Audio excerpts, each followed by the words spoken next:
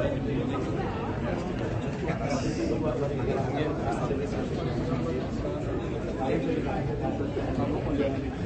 melihat ada hilal, dibuktikan.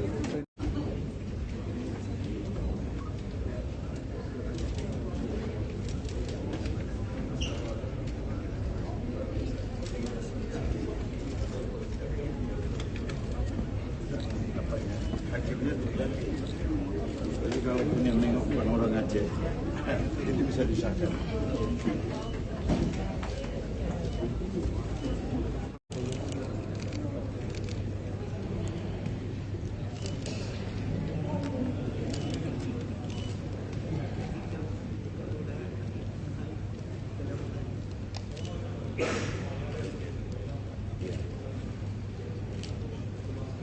Memenuhi parameter tinggi hilal minimum 3 derajat pada kriteria Mabim, namun tidak memenuhi parameter elongasi minimum 6,4 derajat, sehingga tanggal 1 Syawal 1447 Hijriah secara hisab Mabim jatuh bertepatan dengan hari Sabtu Pahing tanggal 21 Maret 2026 Masehi.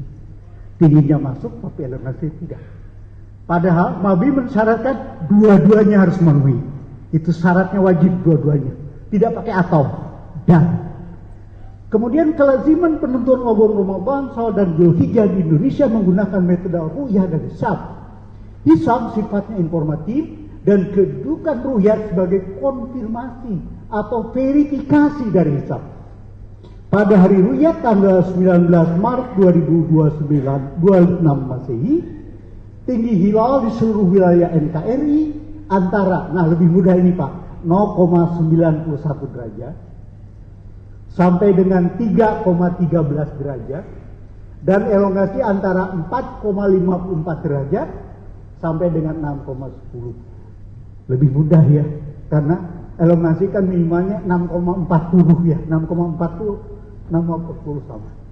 Di seluruh wilayah NKRI tidak memenuhi kriteria visibilitas hilal atau imkan ru'yat Mabim. Oleh karenanya hilal menjelang awal Syawal 1447 Hijriah pada hari ru'yat ini, sekaligus pada hari isbat ini, secara teoritis diprediksi tidak mungkin dapat diruyat karena posisinya berada di bawah kriteria visibilitas hilal pada saat matahari terbenam. Baik, selintas agak kaget juga. Mengapa? Karena peta ketinggian hilal saat matahari terbenam di wilayah Indonesia yang paling timur itu di Merauke. Tingginya 0 derajat 54 menit 27 detik busur. Lebih sederhana kalau saya katakan tingginya 0,91 derajat desimal, lebih mudah. Sampai yang berwarna hijau 3 derajat 7 menit 52 detik, atau didesimalkan 3,13 derajat. Dilihat dari kurvanya, ada yang merah, dari warna petanya ada yang merah, ada yang hijau. Sebagian wilayah Provinsi Aceh di NKRI sudah memenuhi parameter tinggi hilal minimal 3 derajat pada kriteria Mabim. Jadi sudah ada. Nanti akan saya jelaskan daerah mana saja. Ini kalau dilihat dari hanya parameter ketinggian. Lalu bagaimana dengan elongasinya? Dan ini tidak bisa dikatakan atau, ini harus dan. Ya, karena saling mempengaruhi. Yang satu karena pengaruh safak, cahaya senja, kedua tebal tipisnya hilal. Elongasi di paling utara tuh di Waris. Waris itu kabupaten di daerah Kiron. Kiron itu Papua. 4 derajat 32 menit 40 detik, 4,54 derajat sampai 6 derajat 6 menit 11 detik, 6,10 derajat itu di Banda Aceh. Kalau tadi Sabang, sekarang Banda Aceh dekat kok, berdekat. Nah, yang unik di sini Pak, tolong hati-hati. Banyak orang yang menganggap bahwa 6 derajat 6 menit Pak sudah masuk kriteria. Kenapa? Katanya kan 6,4, betul 6,4. Tapi kalau didesimalkan berarti hanya 6,1. Belum memenuhi kriteria. Derajat 6,4 terus. Karena kriteria tadi menggunakan kata dan, maka kita melihat petanya sebagai irisan yang memenuhi keduanya, maka daerah yang berwarna hijau merupakan wilayah yang sudah memenuhi kriteria baru Mabins, sementara yang berwarna magenta tidak memenuhi, termasuk Indonesia. Bahkan di semua Mabins kita lihat di sini. Mulai di sini India. Jadi India ke barat sudah masuk kriteria Mabim, hanya mereka tidak menggunakan kriteria Mabim. Karena kriteria Mabim digunakan di wilayah Menteri Agama, Brunei Darussalam, Indonesia, Malaysia, dan Singapura. Kesepakatan pemerintah G2G. Nah, sehingga tanggal 1 Syawal secara hisab jatuh pada hari Sabtu Pahing 21 Maret 2026 Masehi. Nah, lalu bagaimana dengan Indonesia? Ini yang menarik. Kenapa? Karena tingginya yang di sini sangat rendah, di sini sangat tinggi. Itu baru ketinggian. Yang kedua adalah yang mempengaruhi bagaimana hilal tampak atau tidak adalah elongasi atau sudut elongasi.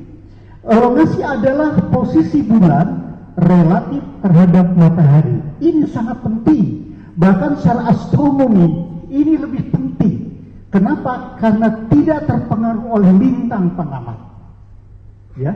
Nah, elongasi ini menyebabkan seberapa besar, seberapa tebal atau tipisnya hilal. Semakin jauh jarak matahari ke bulan, elongasi semakin besar, maka hilal semakin tebal. Dan kalau hilal semakin tebal, maka memungkinkan dapat terlihat lebih lihat. Elongasi geosentrik adalah kesepakatan yang dipergunakan di Indonesia bulan di wilayah daratan dunia antara 3,4 derajat di New Zealand sampai dengan 15,1 Amerika.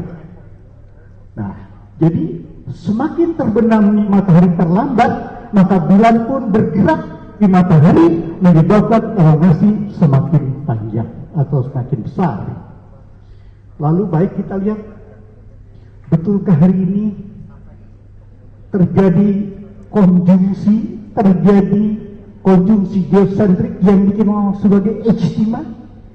Memang benar, secara astronomis hari ini tanggal 19 Maret 2026 Masehi bertepatan dengan tanggal 29 Ramadan 1447 Hijriah pada pukul 08.23.23 waktu Indonesia Barat atau 09.23.23 waktu Indonesia Tengah atau 10.23.23 waktu Indonesia Timur, bulan dan matahari memiliki value, memiliki harga bujur ekliptika yang sama.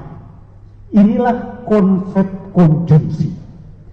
Namun ternyata bulan berada di sebelah utara matahari sebesar 1 derajat 4517 detik atau sekitar 1,75 derajat di utara matahari, menyebabkan menjelang Syawal ini tidak ditandai oleh gerhana matahari. Kenapa? Karena memang ada lintangnya, lintang ekliptika. Baik, saya coba posisi bulan relatif terhadap horizon pengamat.